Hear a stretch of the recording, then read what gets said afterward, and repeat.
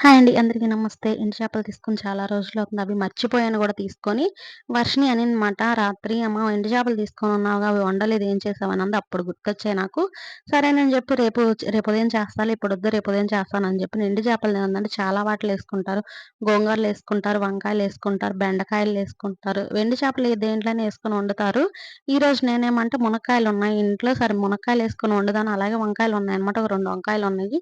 సరే అటు ఇటు కాకుండా ఉన్నాయిలే మునక్కాయలు, వంకాయలు కలిపి ఎండు చేపేసుకొని పులుసు పెట్టేద్దాం అనుకున్నాను. ఇంక వంకాయ, మునక్కాయ, ఎండు చేపల పులుసు అంటే సూపర్‌గుంటది చెప్పనవసరం ఇంకా దోసకాయ గనక ఉంటే ఇంకా దోసకాయ గూడా యేసుకుంటే సూపర్‌గుంటదనమాట. వంకాయ, మునక్కాయి, దోసకాయ, ఎండు చేప, టమోటా యేసేవాడినండి పులుసు పోసుకొని. చాలా బావుంటది. 2 రోజుల వరకు కూర చాలా బావుంటది. టేస్ట్ అయితే మారదనమాట. మా ఇంట్లో అయితే ఎండు చేపలంటే ఒకటి ఏదో పులుసుకి ఏదో టేస్ట్ కోసం 1, 2 ఏస్తే సరిపోదండి. మా ఇంట్లో ఏస్తే కనీసం ఒక 10 ఎండు చేపలన్నా ఎయ్యాలి. ఎందుకంటే తింటారు బాగా ఎండు చేపలు. అవి ముళ్ళు లేనియి అయితే తింటారు. మా వర్షిని అయితే ఎండు చేపలు ఇంకా బాగా తింటదనమాట. దేంట్లో ఏసినా తింటది. కాపోతే ఆ పులుసు ఉండాలి. తనకు మాత్రం ఇగురుగా వండితే కాదు గానీ, పులుసు పెట్టాలనమాట. పులుసులాగా వండాలి. అందుకే ఈరోజైతే నేను అవైతే ఒక రూ. 50కి తీసుకున్నాను ఎండు చేపలు. రూ. 50 చేపలేసేసానమాట.